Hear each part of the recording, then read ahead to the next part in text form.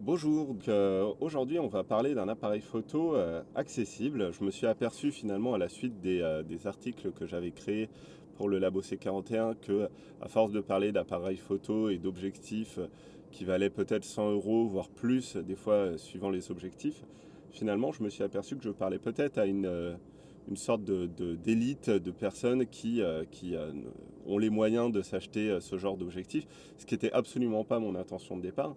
Et j'ai voulu un peu revenir aux bases, à savoir est-ce qu'on pouvait prendre des bonnes photos, des bonnes photographies avec un appareil photo abordable. Donc aujourd'hui on va parler du Cosmic Symbol, qui est un appareil photo très abordable puisque vous pouvez l'avoir sur internet, il me semble, aux alentours de 16,50 € frais de port compris sur eBay.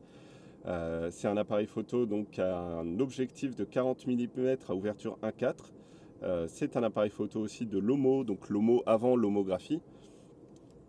À l'arrière de l'appareil, vous avez une sorte de cercle qui vous sert juste de pense-bête par rapport à la pellicule que vous avez mise à l'intérieur, vu que vous n'avez absolument aucun moyen de vous en souvenir. Donc ça vous permet juste effectivement de mettre les ISO que vous avez mis dans votre appareil photo.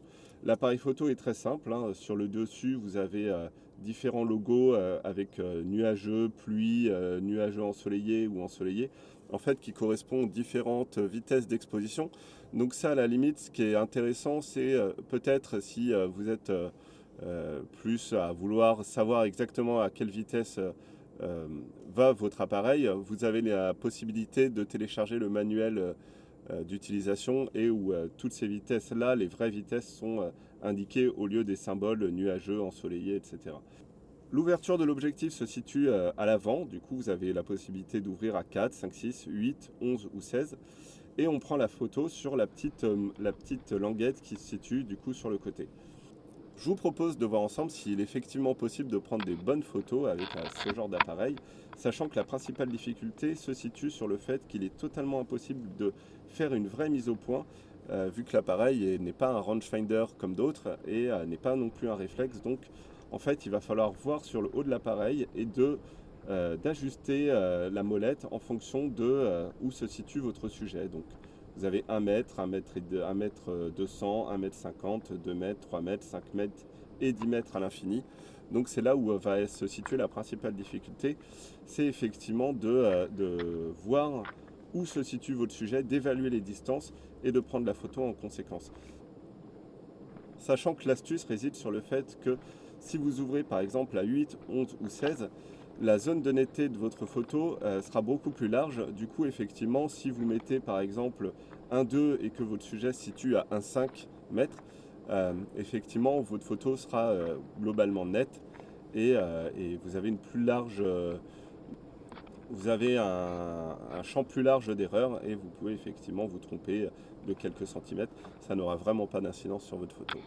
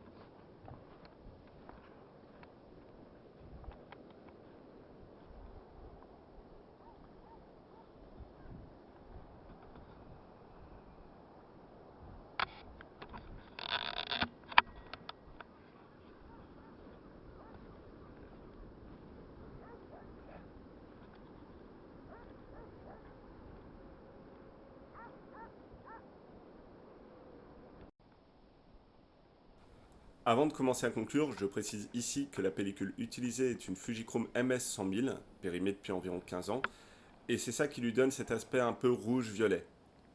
Concernant l'appareil en lui-même, je ne sais pas si c'est mon appareil ou si tous les modèles ont ce problème, mais j'ai eu plusieurs fois du mal à le réarmer.